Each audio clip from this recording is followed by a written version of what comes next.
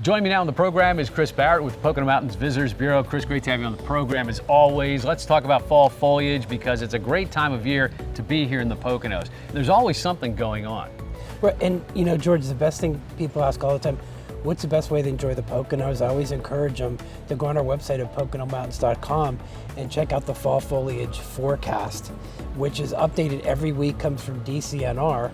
So it's incredibly accurate. You can plan around it. Nice. Because the Poconos is pretty vast, right, from the north to the south. So it's 2,400 square miles. And if you miss one part of the season, you can still catch foliage in the other, which is really cool. Different climates in the Poconos, so of course the leaves will change at different times, which is really interesting. So you're right, you can always check it out if you missed it. Right, so the north will change first, and then it'll kind of slowly go through the central and then into the southern Poconos. And DCNR's predicting that we should have a pretty good canopy, is what they call it, for 4 to 6 weeks. Nice. So we had enough wetness this summer and combined with enough heat.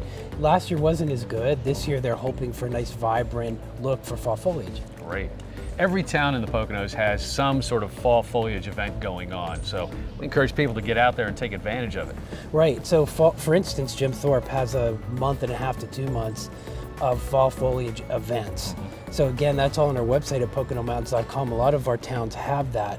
So it's really great to visit a lot of our small towns just in general, but if you're going for a specific weekend or even during the week, you could pick up any event that's happening during fall. Right, we have a few trains up here in the Poconos that have excursions during the fall, which are really a great way to see the fall foliage. Right, speaking of Jim Thorpe, you know, if you're going to use the Lehigh Gorge Railway passenger line there, a trip through that is just gorgeous because it's a 25-mile back and forth to Whitehaven and back and forth from Whitehaven, and it's gorgeous right along the river.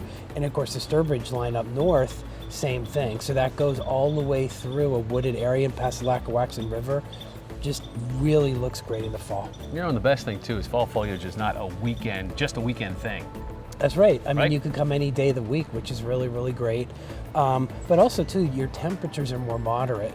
So if you're coming here, if you're not a real strong winter person or you're not a strong summer person as far as heating and cold, you know, the temperature tends to be more moderate. So you could do so many things outside. You can hike, you can bike, you could still enjoy the rivers because we had good water. So we're probably having still good rapids all the way throughout the fall season.